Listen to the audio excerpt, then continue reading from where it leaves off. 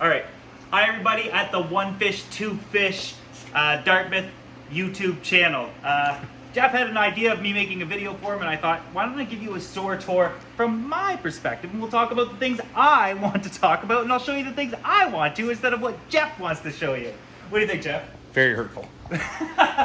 So as soon as you walk into the door, of course, you get your salt behind you, but this is a large selection of aquariums, and having a large selection of aquariums up front, in my opinion, lets you know what size tanks you can actually get up front, so that when you go from here, you can size the fish appropriate to the aquarium that you have in mind. So this is a good idea. Second thing that I like, come on, Jeff, you have to keep up. We move quick around. I'm a little bigger than you are. Sorry. Scaping supplies. In our area of in Nova Scotia, we don't have a tremendous amount of access to like high-end scaping supplies, but Jeff does a really good job of trying to provide, I don't know how many different types of rocks. Do you call them different species, or I don't even know what these. Yeah, there's types. so many different types of rocks. A little bit of everything, and if you don't have enough, typically there's probably going to be more opaque, as well as plenty of driftwood. Oh, my favorite part about this store. Of course, we've got plenty of dry goods everywhere. I'm acting like this is my store. Like we. I'll stop saying we. I'm gonna have to say we. Well, at least we. I feel better with we. I like the food selection, and one of the things that I'm starting to appreciate though is how you do the flake food.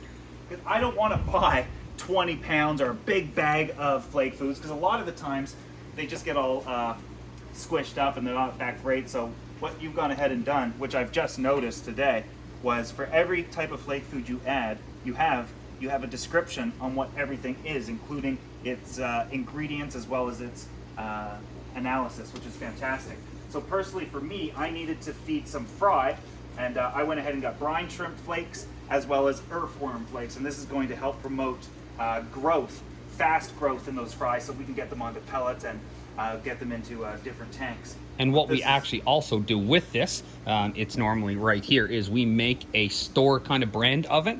And what it does is it has some tropical, because we got a lot of guys, like you said, that will do a bunch of different things. Yep. So we have one that it's about 50% tropical, and it's got some of the immune, it's got some of the krill. That's actually what I do when I'm feeding my community tanks, like my 2000. I'm not gonna open 4 different types. Yeah, of I've seen that in your foods. videos. Yeah. So I take a bunch of the foods that I like and Put I it all in together. a larger container Yep. and in a shaker cup, and I just shake it in, Yep. and everybody gets a little Yep. bit of everything. Genius way to do it. For sure.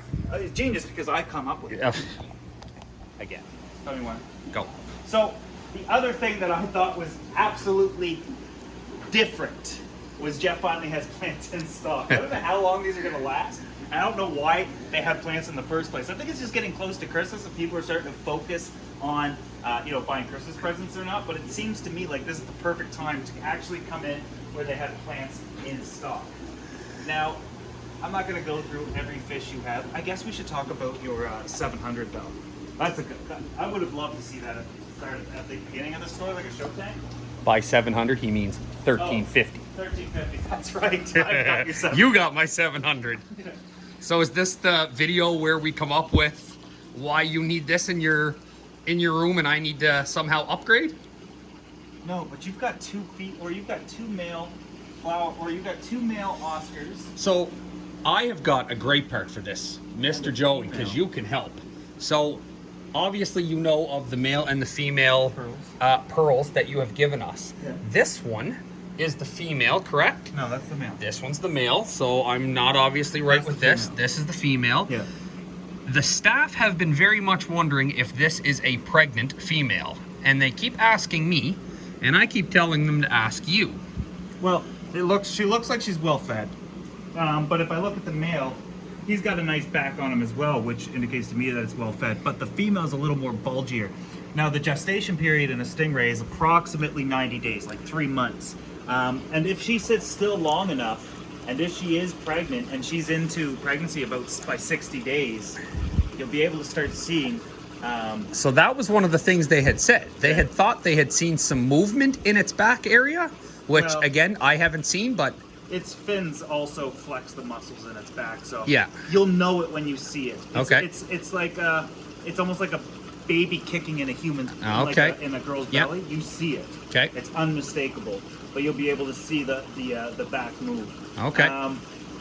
I'm leaning towards she's just being well fed lately, and she's a little small, so she's only about 10 inches. So she's sexually mature, but I guess it's just a waiting. Very unlikely, you're saying. No, I mean, give it 60 days and see what she looks like. If there's movement. Then. But if she gives birth at that size, her pups are only going to be tiny, which is bite size for the Oscars. Which will not... This will not end well. Not well. The Frontosa will leave it. I think maybe the iridescent shark would probably be the number one that would come through and scoop it up. And they would eat it, but... And there's actually, and I probably can't show it to you, there is also a very large Bashir in here that... I mean, he's over a foot, and he is big boy. Very bulky, yeah. Yeah. But this tank is doing really well overall, and you can tell by a lot of the times you can look at the fish that are typically the biggest aggressors, which in this tank would be the Oscars. They have perfect finish, nothing's wrong with them, especially the Frontosa. One thing that I would have loved to see is the Frontosa breeding, but I'm not sure a lot of the breeding action is going to happen in this tank besides the stingrays. Oscars might breed, because I believe this one's female, and the two tigers are definitely male. I'm not sure what that red one is over there, but if they are going to do something, that's what I would think. So if anything like that happens, because I'll be honest and say I don't know, what in there survives? Does anything, like with the school of clown loaches, are they going right after the eggs? How much of this? The loaches are going to eat them. It depends. Well, the Oscars, the reason why Oscars are so prolific is because when they lay eggs, they lay between 1,000 and 2,000 eggs. Oh, there's a ton. Yeah, there's going to be a massive, massive, massive amount of fry. And that's because the more they lay, the higher the percentage that survive. But in this tank, if the rays don't get them, the loaches will. If the loaches don't get them, the Bichir will. But there's plenty of wood, so maybe you get a dozen or two that actually survive. Which, in my opinion, is a lot better than having, I don't know what you would do with 2,000 Oscars. Yeah. So what do we do if, for some reason, and obviously if we do, this tank is built for those stingrays. Nothing comes before the rays. If those rays end up pregnant, that becomes the sole mission of this store, to get those to hatch, or not hatch, but to get her to lay those and actually pop out some little stingrays. Yeah. What are my options with that, or are they just take out all the fish? Scoop the pups when you find them. Odds are they'd probably be okay for the first. Well, the first few hours is when they're most vulnerable.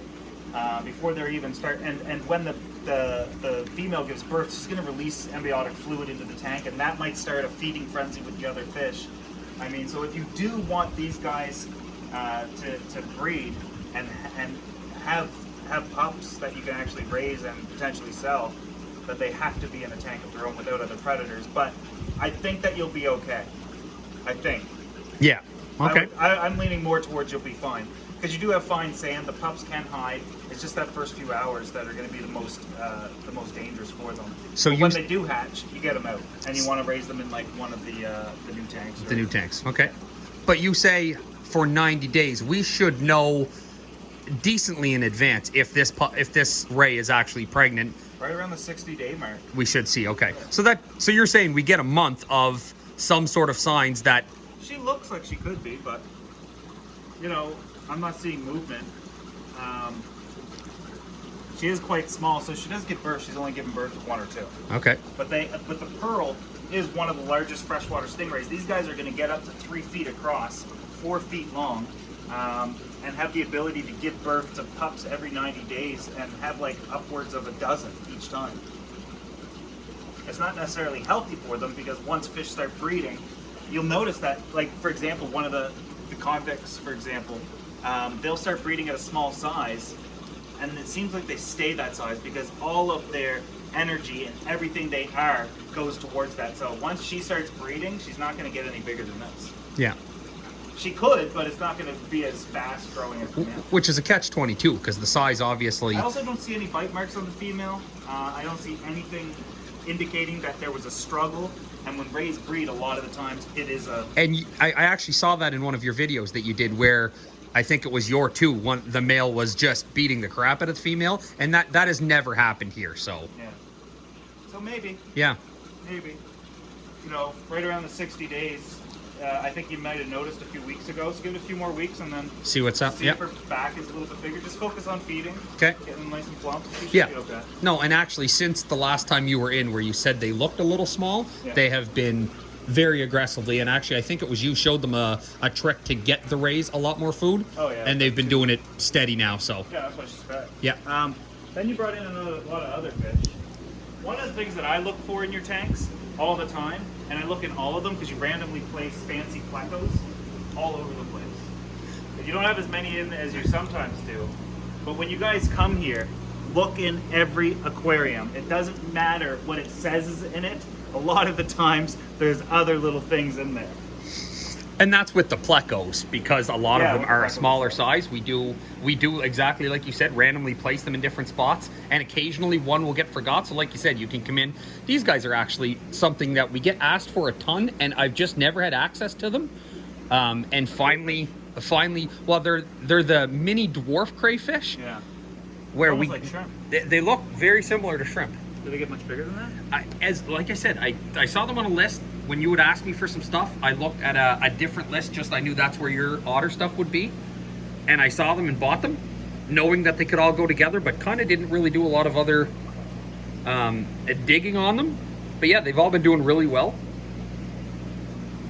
As far as I know, you know the coolie loach?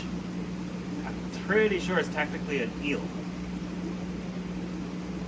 I think. You'll take by my I'm not, well, everybody calls them coolie loaches. no comment. Now a loach is what? You'll take by my no comment that I don't know. Yeah, I'm not positive, but a loach would be more like the boscia, which is like the clown loach. We got a These couple of guys are small little clown loaches next to you. Yeah, these guys are more eel-like. I've always liked them. I always thought they were cool. But one of my favorite loaches that are similar to this, which I believe are also an eel, is the yo-yo, because it literally says yo on them. That's where the name comes from. Like, I don't think you have any, but if you did, you'd be able to see it literally is written on them. Oh, Yo-yo. yeah. Now it's obviously they're going to be on my next order because I want to look at them. Yeah, it's super cool. Okay, let's look at your new fish. Quarantine systems are back here. I'm not sure how long you quarantine for, but for those that miss out on orders or want to see some up and coming fish, would it be fair to say people can reserve fish out of here? Absolutely, and Okay. and even we get a lot of people that are okay with quarantining their own fish. Yeah. Which obviously that's one of the best things about your channel, that you do it. You don't fast track anything. You say how long it actually takes. You have to quarantine. For sure. You have to quarantine it, and I've seen like a lot of big influencers will say like, oh, you know, based on my experience, and some of them own stores, based on my experience and the chances of having ick or any sort of parasites are low with this certain type of fish, so I only hold it for 3 days and then add it to the tank. 2 weeks later, the entire tank is being treated for ick. It doesn't matter your experience, your time in the hobby, where you got the fish, just quarantine it. Because if I were to get a group with these guys, let's say I just said, let me get 20 of these for the 2000. They look in perfect health. Jeff's had them for 2 or 3 weeks or however long, and then I go ahead and add these to my 2000. Meanwhile, just one of them might have been carrying an internal parasite or potentially external, and I go ahead and I wipe out my entire 2,000-gallon aquarium of all of its fish. How am I going to treat 2,000 gallons of water? It's just not worth it. Quarantining is as simple as a Sterilite container with a sponge filter and a heater if you need one. And that's what, I mean, we show you that based on, that's how we do ours, and we bring in thousands of fish every week. These guys are nice. Yeah, they are black phantoms, and just exactly like you said, they've got a heater in the back, they've got a couple of sponge filters, and that's it. Yeah. If they get through their quarantine in that, they're fine. And if, like you said, we've got to add something, we add. If we don't, and usually we don't, but like the gamble, as you said, anything you add, you're not worried about this $5, $4 fish being sick. You're worried about your entire tank if it gets in there. Now these, the black Elvis, these are not very common in our area. And I'm incredibly tempted. Oh, so somebody's already holding them. Yeah. He's holding 4 of them. Yeah. Good for you, Ian. You're gonna love these guys when they get bigger.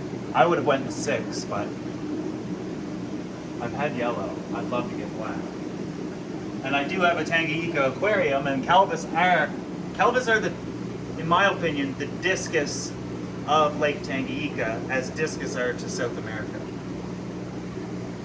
They're higher end, they're more difficult to keep, they have a compressed body, a lot of similarities and a lot of things in common. But absolutely fascinating fish while they're at it.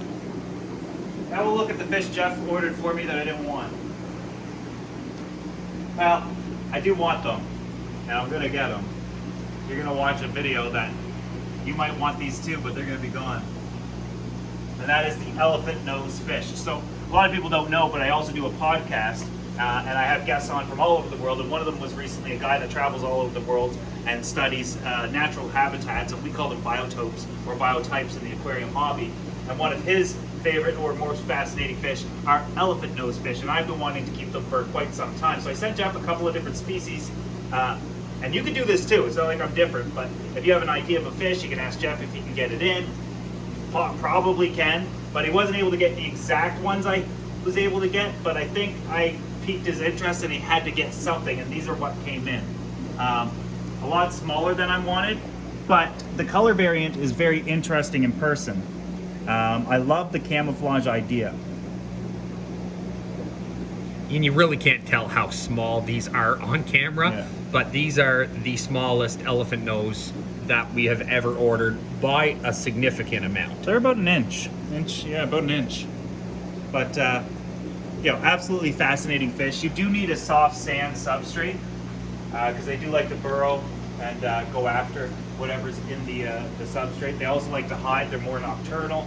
However, they also communicate through electrical pulses. And you can listen to them at times if you have the right equipment. I'm going to eventually build something so we can listen to my elephant nose if these guys survive. I mean, I don't like getting in difficult fish that are tiny, tiny, tiny. It just makes the process of keeping them so much more difficult. And where I already have thousands of gallons of aquariums, I'm already smart. These, I don't see these lasting. The end of the cherries. They're so cute. Very cool.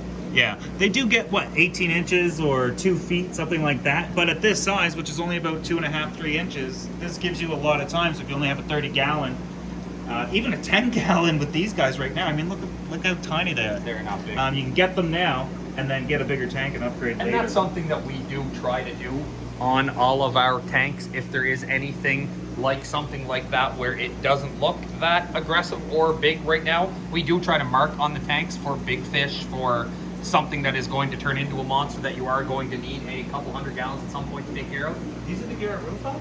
Those are the doctor fish. This is what I'm saying. This is why I look in every aquarium. I know about the Gararufa, the doctor fish, where you can put your hand or your feet in the water and they'll eat off all the dead skin cells, but I've never got to see them in person because they're an ugly fish. They're not colorful. They're not all that fantastic or interesting, but that doesn't mean they're not fascinating in their behaviors and characteristics. They're a very cool fish. You can actually train They them. look like a catfish of some sort. Yeah, like you said, no color to really speak of, but No. Do you think they'd eat off me? certainly try. Try. Do you have a stool? Yeah.